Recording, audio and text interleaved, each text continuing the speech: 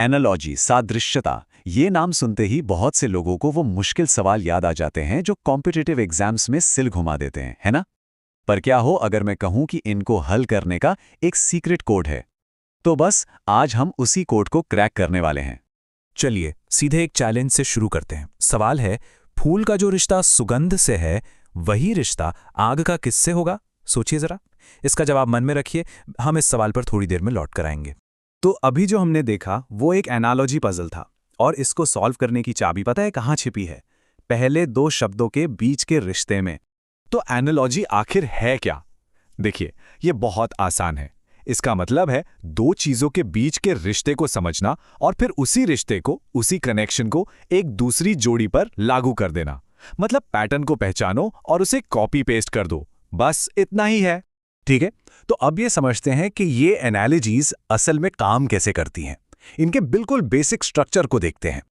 ये जो स्क्रीन पर दिख रहा है ना, A:B प्रोपोर्शन C:question, ये समझ लीजिए कि हर एनालॉजी के सवाल का सीक्रेट कोड है। मतलब A का B से जो भी कनेक्शन है, बिल्कुल एग्जैक्टली वही कनेक्शन C का हमारे जवाब से होगा। इस एक फॉर्मूले को पकड़ लिया ना, तो समझो आधा काम तो हो ही गया। अब एक और मजेदार बात, एनालॉजी के सवाल भी ना अलग अलग रूप में आते हैं। मोटे तौर पर 4 तरह के होते हैं। चलिए इन चारों तरीकों को देख लेते हैं, ताकि एग्जाम में कोई भी सवाल हमें सरप्राइज न कर पाए। ये रहे वो 4 प्रकार। पहला है वर्ड एनालॉजी, यानी शब्दों का खेल, जैसे किताब और पढ़ना। दूसरा है नंबर एनालॉजी, जैसे 4 और 16 का रिश्ता। तीसरा है अल्फाबेट एनालॉजी, ए का सी से क्या लेना देना है। और चौथा है लॉजिकल एनालॉजी, जैसे पानी और प्यास। देखने में अलग हैं, पर इन सबके पीछे का जो लॉजिक है वो एक ही है। तो सवाल ये है कि इन पहेलियों को जल्दी और बिना गलती के कैसे सॉल्व करें। इसका एक मास्टर ट्रिक है, और यकीन मानिए ये सिर्फ 2 स्टेप्स का बहुत ही आसान सा तरीका है। तो वो मास्टर ट्रिक क्या है? स्टेप 1, ए और बी के बीच का एकदम सही रिश्ता पता लगाइए। क्या रिश्ता है उनके बीच? स्टेप 2, अब जो रिश्ता मिला है उससे उठाकर सी पर अप्लाई कर दीजिए। बस जवाब अपने आप सामने आ जाएगा। सच में इतना ही आसान है। ओके, थ्योरी तो बहुत हो गई। अब जो सीखा है उसे एक्शन में लाने का टाइम है। कुछ प्रैक्टिस सवाल करें। चलिए देखते हैं कि ये मास्टर ट्रिक काम करती है या नहीं। तो ये रहा हमारा पहला सवाल, याद है, जिससे हमने शुरू किया था। फूल, सुगंध, जैसे आग बराबर क्या? अब हमारा मास्टर ट्रिक लगाते हैं। फूल और सुगंध में क्या रिश्ता है? भाई सुगंध फूल की मुख्य पहचान है, उसकी सबसे खास बात। तो उसी तरह आग की सबसे खास बात क्या है? क्या वो धुआं है, गर्मी है, राख है, या फिर जलना? और इसका सही जवाब है ऑप्शन बी, गर्मी। बिल्कुल सही। क्यों? क्योंकि जैसे फूल की सबसे प्राइमरी क्वालिटी उसकी खुशबू है, वैसे ही आग की प्राइमरी क्वालिटी उसकी गर्मी है। धुआं और राख तो बाद में आते हैं, वो उसके बाई प्रोडक्ट्स हैं। चलिए अब 1 नंबर वाला सवाल देखते हैं।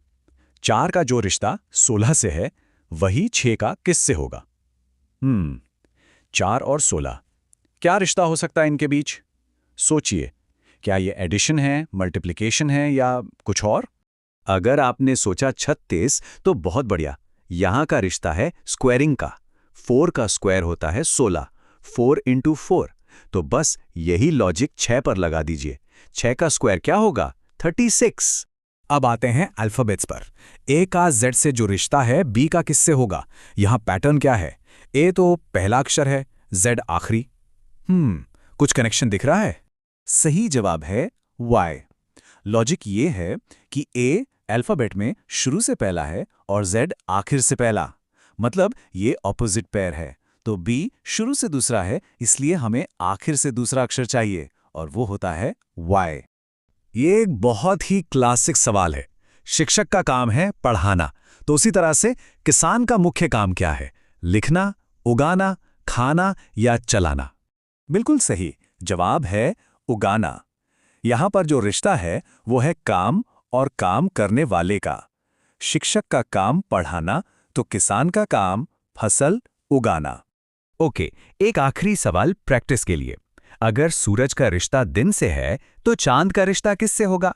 ये वाला तो काफी आसान लगना चाहिए। और इसका जवाब है रात। सीधी सी बात है। सूरज दिन में होता है और चांद रात में। सिंपल, लेकिन एकदम परफेक्ट एनालॉजी। तो लीजिए, एनालॉजी का कोड अब क्रैक हो चुका है। पर एक बात हमेशा याद रखिएगा, ये सिर्फ एग्जाम पास करने की एक ट्रिक नहीं है। ये असल में दुनिया को देखने का, चीजों के बीच कनेक्शन ढूंढने का और प्रॉब्लम सॉल्व करने का एक तरीका है। पैटर्न्स हर जगह हैं। सवाल बस ये है कि अगला पैटर्न हम कहाँ ढूंढते हैं।